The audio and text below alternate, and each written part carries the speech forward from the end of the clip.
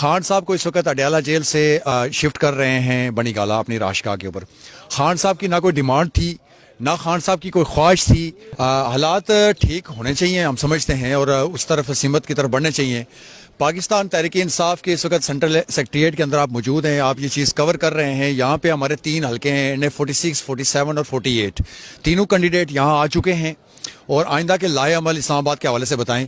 میں آپ کی موجودگی کا فائدہ اٹھاتے ہوئے قوم کو یہ بات بتانا چاہتا ہوں کہ جیسے خبر بریک ہو رہی ہے اور ٹویٹر پہ ٹاپ ٹرینڈ چل رہا ہے، خان صاحب کو اس وقت اڈیالہ جیل سے شفٹ کر رہے ہیں بنی گالہ اپنی راشگاہ کے اوپر۔ خان صاحب کی نہ کوئی ڈیمانڈ تھی نہ خان صاحب کی کوئی خواہش تھی، نہ خان صاحب اس چیز کے متمل ہو سکتے ہیں کہ میں کوئی آرام و عیاش کی جگہ جو ہے نا مجھے فراہم کی جائے۔ خان صاحب پچھلے 6 مہینوں سے قوم جانتی ہے، قیدی نمبر 804 جیل کے اندر 6x4 کے سیل کے اندر موجود ہے۔ وہ یہ کہتا ہے، وہاں سے واضح میسج بھیجتا ہے کہ میں باہر کی غلامی سے اندر کی آزادی میں مطمئن ہوں۔ قوم نے جس طرح 8 فروری کو نکل کے اعتماد کا اظہار قیدی نمبر 804 کے اوپر کیا، پاکستان کی سیاسی تاریخ اس چیز کی غماز ہے کہ اس طرح کبھی بھی کسی سیاسی جماعت کو اس طرح کا مینڈیٹ حاصل نہیں ہوا۔ لیکن اس مینڈیٹ کی جس طرح بے توقیری کی جا رہی ہے، میں سمجھتا ہوں کہ جو ہمارے اپوننٹ ہیں وہ اس چیز کا بھی اعتراف کرتے ہیں کہ 8 تاریخ کو آپ لوگوں نے بھی کور کیا، انٹرنیشنل میڈیا نے، مبصرین نے بھی کور کیا۔ وہ یہ ان کی خبر یہ ہے کہ پولنگ سٹیشن کے اوپر پیسفل طریقے سے وہ پولنگ ہوئی ہے، رزلٹ بھی وہاں سے فارم 45 کی صورت میں پیسفل طریقے سے ہوا۔ اکا دکا جگہوں پہ مطلب ہوا ہے پنجاب میں، چونکہ اس دن نیٹ بند تھا۔ شرمناک واقعہ یہ ہے کہ پاکستان کے ادارے جو جن کے انڈر جو ہے نا یہ الیکشن کنڈکٹ ہو رہا تھا، بجائے ان کی کوشش یہ ہوتی کہ ٹرن آؤٹ اوپر جائے، نیٹ کی سہولت فراہم کرتے، فون کی سہولت، چونکہ خود انہوں نے ویب سائٹ کے اوپر کہا تھا کہ 8300 پہ آپ ماریں گے شناختی کارڈ تو آپ کو پولنگ اسٹیشن کا پتہ چل جائے گا، بجائے اس کی کہ معاونت کرنے کے الیکشن کمیشن نے یہ کیا کہ نیٹ ہی بند کر دیا، فون کو شٹ ڈاؤن کر دیا۔ اور جو لوگ بہت سارے ابھی تقریباً 20 سے 25% لوگ ایسے تھے جو پولنگ ڈے کے باہر نکلے، شناختی کارڈ لے کے آئے، لیکن نیٹ کی سہولت نہ ہونے کی وجہ سے وہ ووٹ کاسٹ کرنے سے محروم ہوئے۔ تو یہ سارا الزام الیکشن کمیشن آف پاکستان کے اوپر جاتا ہے۔ سلیکشن کمیشن راجہ اسکندر سلطان صاحب جو یہ کنڈکٹ کر رہے تھے، ڈے فرسٹ سے ہمیں ان کے اوپر عدم اعتماد تھا۔ یہ انتہائی انکیپیبل بندے ہیں، ان کا جو الیکشن کمیشن ہے انتہائی انکیپیبل بندہ ہے۔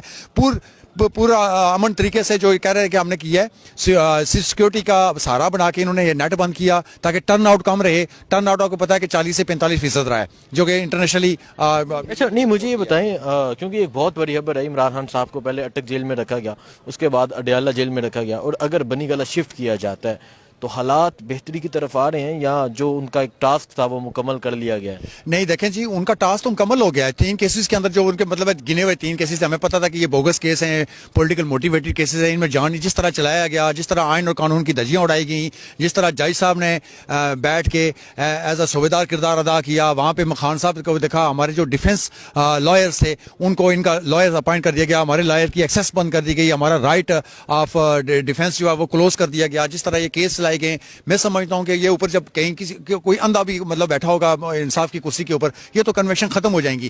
بات یہ ہے کہ اس کے بعد انہوں نے 9 مئی کے 12 کیسز خان صاحب کے اوپر ڈالے ہوئے تھے۔ آپ نے گزشتہ دنوں میں دیکھا کہ وہ 12 بیلیں بھی خان صاحب کی ایکسیپٹ ہو گئی ہیں۔ اب ان کے پاس آپشن ہی کوئی نہیں ہے، چونکہ اب انٹرنیشنل میڈیا اس چیز کو کور کر رہا ہے کہ خان جیل کے اندر رہتے ہوئے 3/4 سیٹیں لے چکا ہے، لیکن یہ پاکستان تحریک انصاف کے منہ پہ ہڈی ڈال کے خاموش کرنا چاہتے ہیں۔ جی 93 سیٹیں آج انڈیپینڈنٹس کی ہو گئیں، ان پہ بھی یلغار۔ میں سمجھتا ہوں کہ سپریم کورٹ کو سوموٹو ایکشن لینا چاہیے، پٹیشن اس کے اوپر لینا چاہیے ایکشن، تاکہ یہ جو بنڈی لگنے لگی ہے یہ سپریم کورٹ کی وجہ سے لگے گی، اور یہ آئین اور قانون کا جو جس طرح انہوں نے ماضی میں جو دیا ہوا ہے ان کے ووٹ کو روکیں۔ انہوں نے اپلائی پاکستان تحریک انصاف کے فارم کے اوپر کیا ہوا تھا، جس طرح رات کی تاریکی میں لوگوں کو اٹھا کے اغوا کر کے وفاداریاں تبدیل کروا کے کسی اور جماعت میں شامل کر رہے ہیں۔ دوسرا میں آپ کو بتاؤں کہ جہانگیر ترین جو انہوں نے پارٹی بنائی تھی، 2 پارٹیاں بنائی تھیں، ایک پاکستان تحریک انصاف پارلیمنٹری جو پرویز خٹک تھا، اور اسی طرح جہانگیر ترین تو بڑھ گیا بھائی۔